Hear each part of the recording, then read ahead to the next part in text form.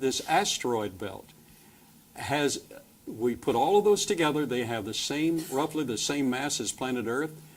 There was, it's called either Phaeton or Ceres, depending on which author you read.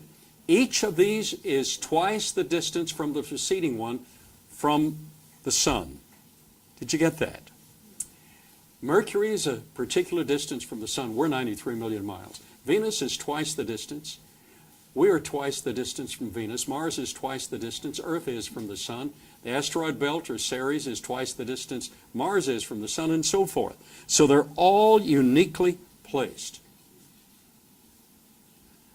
Now, the predicament of this, the secularist right, planet formation must occur quickly before the protoplanet is pulled into the star it's orbiting, but getting tiny bits of protoplanet dust to join up into nice round spheres and thence into proper planet has not been found to work.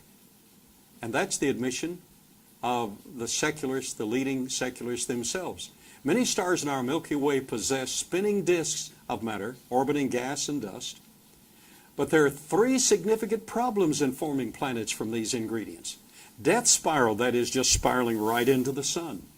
Accretion, that is putting that dust and the particles together, just doesn't work in space to form a planet. And the turbulence involved, even if it did work, you wouldn't get a nice round planet. All three of these mitigate against that. Astronomy today writes about the same problem. The building of planets, large and small, is an enigma. And many aspects of the formation of the giant planets remain unsolved. They just don't know how it could have happened naturally. The second problem in having a natural origin, an evolutionary origin of our solar system is the Earth/Sun/Moon relationship. The 3-1 Earth-Sun-Moon relationship amplifies this problem because it's a beautiful relationship. What sort of star would provide the perfect conditions for a habitable planet in the universe? Frank Sherwin writes. He's a friend of this museum. He writes, "It so happens that our sun provides the perfect conditions. It's not too small, that is too dim or too cool. It's not too big, producing unfortunate charbroiling results from simply being too hot. Compared to the intense and violent activity seen on other stars, our sun is remarkably even-tempered and well-mannered. It doesn't flare or pulse like other stars. Solar flares are not so violent as to vaporize our oceans or worse still.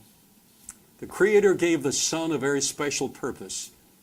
It is the great light designed especially for the earth, Genesis 1:16, and it's called His Sun, Matthew 5:45.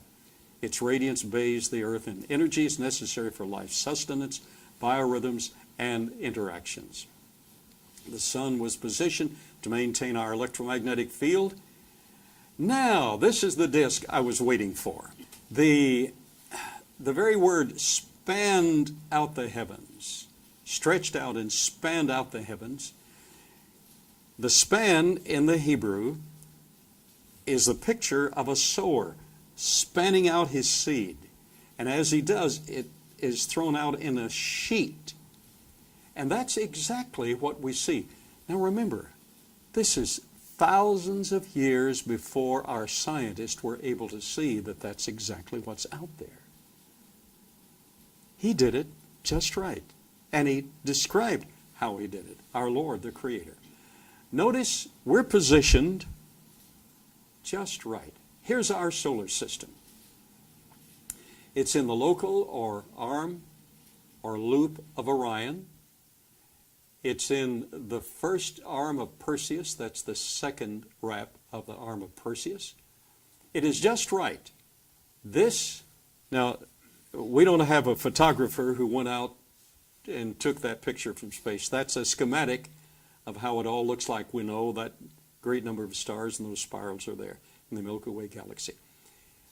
If we were one revolution closer to the center of our galaxy, we would be burned to a cinder before we ever got out of the starting block. Radiation would fry us if the temperature didn't. Or if we were one revolution farther out, all we could see in one direction would be just a blot of stars. In the other direction, a faint light here or there. There would be no parallax. That's a technical term meaning when you're in one position, you see this star moving a little faster than that star, you know this one's closer. So you're able to see where you are in the universe because of your placement. Thus, we have a sense of the vastness of the universe. We wouldn't have a full appreciation of the Creator had it not been for our placement in the right position.